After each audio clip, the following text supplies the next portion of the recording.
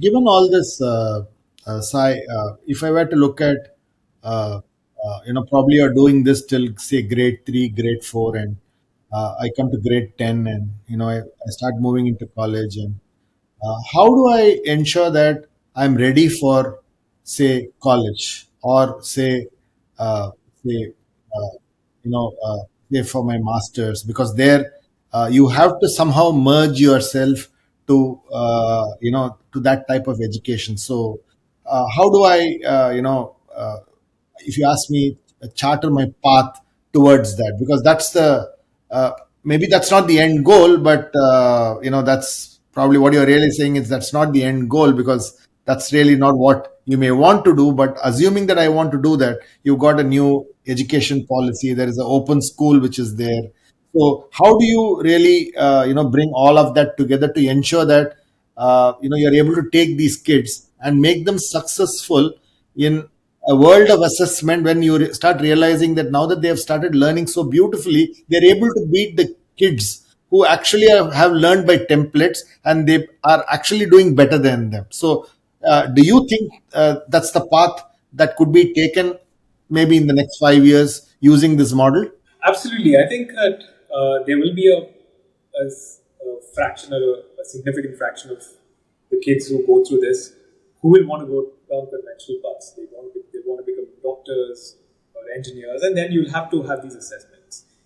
What we are saying, what we are betting on, and this is again, we have a vast history of democratic schooling and unschooling and homeschooling to look at to see that this is true. And what is true is that currently we have a flip model. We're saying that uh, whoever has gone through a conventional treadmill of assessment has become successful in the real world. Mm. We are flipping it and saying, you know what, if we equip them for the real world and with the things we do, they will automatically pick up the necessary skills to also be able to ace these conventional exams, Mm. right?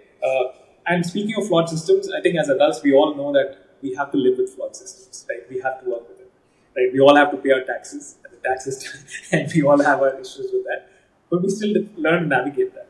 And I think that's part of becoming autonomous, having the agency to say, okay, you know what, if I really want to become a doctor, if I really want to do this, I have to go run through these hoops, and therefore I will do that. But if we flip it and say that let's just run through these hoops without even knowing what we want to do later on, I think we are taking away their agency and autonomy, which is counterproductive. So, when you actually want to run a company like this, where do you find the talent? Because the technology mindset is very different, because you're asking them to work from the first principles, right? So, therefore, where do you find the talent? How do you, groom the talent? And you're a funded startup, so therefore, clearly, how do you really, what principles do you follow for hiring? What principles do you follow for grooming? And how do you see this organization, moving from a startup to a scale-up? So as a startup, I think there are certain trade-offs which are in our benefit, which is that we can be very slow in our hiring because we're growing slowly. We don't have to hire 100 people each week. We have a very small team, and we use the exact same philosophy, right? We do not care about their degrees.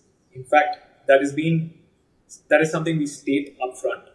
And the way we do our assessments is actually give them something to work on, something meaningful that is related to what they would end up doing. So if it's a design project, for instance, for our curriculum design, we had someone who's working with us actually design a board game and we craft it in such a way that it does not take too much time. It's not too trivial, but also not something that will soak up a month of their life. And that is because we're saying that look, the only way you can actually tell if someone is right for this work is to actually have them do this work. No other proxy works, right? The degrees don't matter, none of these matter. And that's easier to do with technology. We can create interesting problems. This is something, in fact, we've been doing for a long time. So when I first started running a startup, this was 10 years back, 12 years back. I moved back to India, I worked here for a bit. So I didn't really have a network. So what I did was created coding puzzles and actually advertise them nationally. So Facebook was much cheaper, and I think our first 10 hires, in fact, every single hire was someone who discovered us through those puzzles, solved those puzzles, and joined us. One of them is now the CTO of a company elsewhere. He's easily the most exceptional person I've worked with.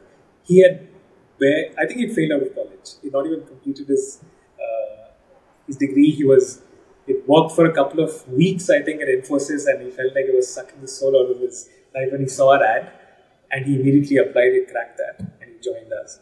So that's the sheer talent of India now being an advantage in some ways, right? We have so many people who, for many reasons, have not succeeded in the conventional pathway because, as we said, right, that's flawed.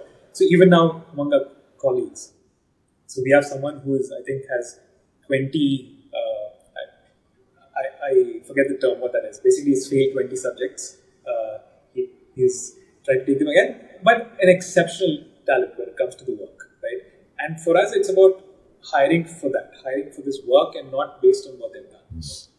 Now, how do we do that at scale? I think it's doable. In fact, if you look at companies like Google, so they, of course, now Google has other issues with their hiring recruitment process. They do these 7 rounds, and whiteboarding, which again is a bad thing in tech interviews.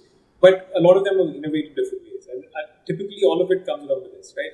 Rather than trying to assess them based on proxies, like degrees, or where they work, or which school they graduated from, just try to get a sense of what their actual work output is. And then there are the other things like, okay, they have to believe in the philosophy of what we're doing, and gel with the team, all of that. So we've been lucky so far, but also given that we're small and we've scaled slowly, I think that's worked so far.